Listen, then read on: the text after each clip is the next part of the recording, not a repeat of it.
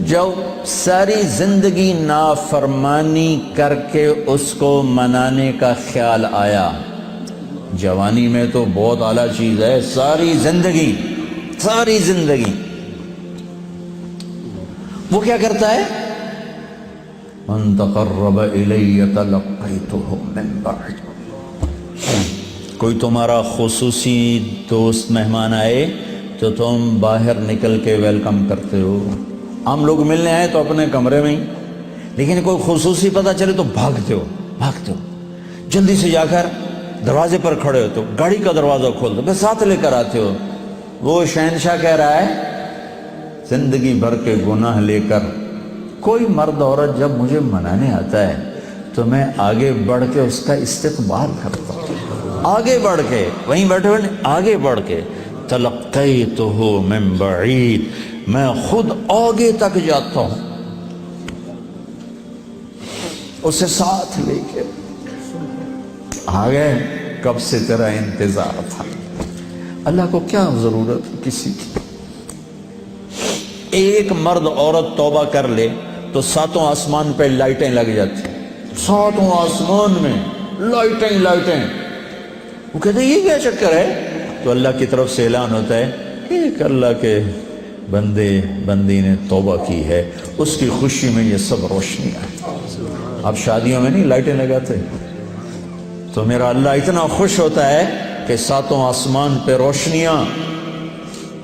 من تقرب الی تلقیتہ من بعید، جو مجھے راضی کرنے کے لیے، توبہ کرنے کے لیے آتا ہے، میں آگے بڑھ کے اس کا استقبال کرتا ہوں۔ ومن اعرض عنی، اور جو نہیں آتا اس کے ساتھ کیا کرتا ہوں؟ نادیتہ عن قریب، اس کے پاس میں خود چلا جاتا ہوں، آ جا مجھے منا لے، آ جا مجھے منا لے۔ اس نے کہا اولک ربنا غیری، کوئی میرے جیسا اور رب ہے؟ کوئی میرے جیسا اور رب ہے؟ یہ ساری باتوں کے بعد اب اس آیت پہ غور کرو، جو میرا اللہ گلہ کر رہا ہے، ما قدر اللہ حق قدرہ، میرے بندو تم نے میری قدر نہیں کی۔ بھائی بہنوں، اپنے اللہ سے صلح کرو۔ یا ایھا الانسان ما غرک بربک الکریم الذی خلقک فسواک فعدلک فی ای صورت ما شاء رکبک۔ انسان، کیا ان الفاظ میں کیا پیار ہے، کیا شہد ٹپکتا ہوا ہے۔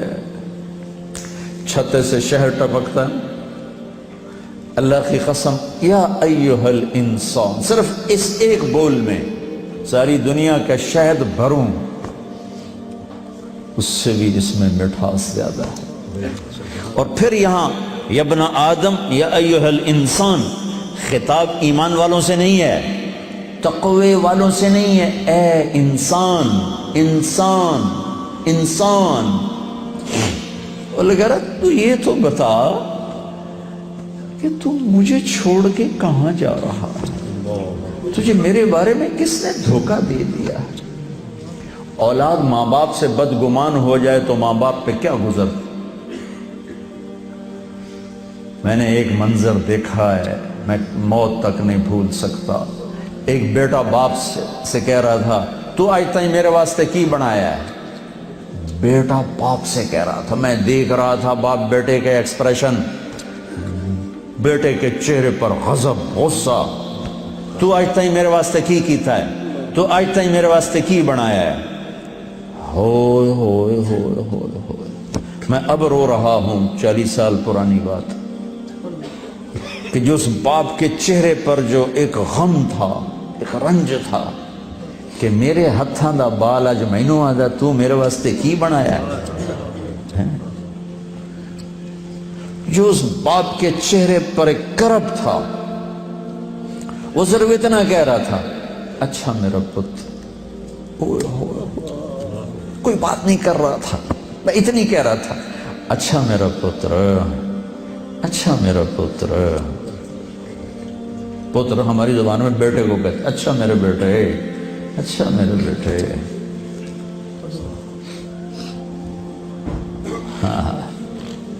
یہ یا ایھا الانسان میں اللہ یہ کہہ رہا ہے میرا بندہ میرے بارے میں دھوکہ کھا گیا، میرے بارے میں بدگمان ہو گیا ہے، کیا ہو گیا ہے؟ آ تو صحیح، پھر میری رحمت تو دیکھ، آ تو صحیح۔ حضرت عمر رضی اللہ عنہ کے زمانے میں ایک شخص گویہ تھا، وہ ایک تارا ہوتا تھا، وہ بجا بجا کے نا اپنی روٹی کماتا تھا، بوڑھا ہو گیا، آواز ختم ہو گئی، فاقے آ گیا، تو گانا بجانا کوئی اچھا کام تو ہے نہیں، تو گیا جنت البقیع میں، تو کہنے لگا یا اللہ، جب آواز تھی تو لوگ سنتے تھے، روٹی بھی چلتی تھی، آواز گئی تو روٹی بھی گئی، اب اس بڑھاپے میں کہاں جاؤں؟ اللہ کو میرے رزق کا انتظام فرما، مجھے معاف فرما۔ عمر رضی اللہ عنہ مسجد میں سوئے ہوئے تھے، ان کو خواب میں آواز آئی، میرا ایک بندہ جنت البقیع میں مجھے پکار رہا ہے۔ کس کو آواز آئی؟ عمر۔ کس کے بارے میں؟ گانے والا۔ عمر رضی اللہ عنہ ننگے پاؤں دوڑے، ننگے سر، پتہ نہیں کون ابدال بیٹھا ہے وہاں پکارنے والا، جو دوڑے ہوئے اندر آئے تو قدموں کی آہٹ، تو وہ گویے کی نظر پڑی، عمر آ رہے ہو، دو ننگے سر ننگے پاؤں، نے کہا ابھی آج میری خیر نہیں، وہ اٹھ کے دوڑنے لگا، تو اس نے کہا ٹھہرو ٹھہرو ٹھہرو ٹھہرو، میں خود نہیں آیا ہوں، مجھے بھیجا گیا ہے۔ کہا کس نے بھیجا ہے؟ کہا جس سے پکار رہے ہو اسی نے۔ وہ بوڑھا بیٹھ گیا، کہنے لگا واہ میرے رب، ساری زندگی تیری نافرمانی کی، آج تجھے پکارا تو اپنے پیٹ کی خاطر پکارا، اور تو نے اتنا بڑا میرا اعزاز، اتنی بڑی مجھے عزت دی، اے اللہ مجھے معاف کر۔ اس کی چیخ نکلی اور مر گئی۔ عمر رضی اللہ تعالیٰ نے خود اس کا جنازہ پڑھا ہے۔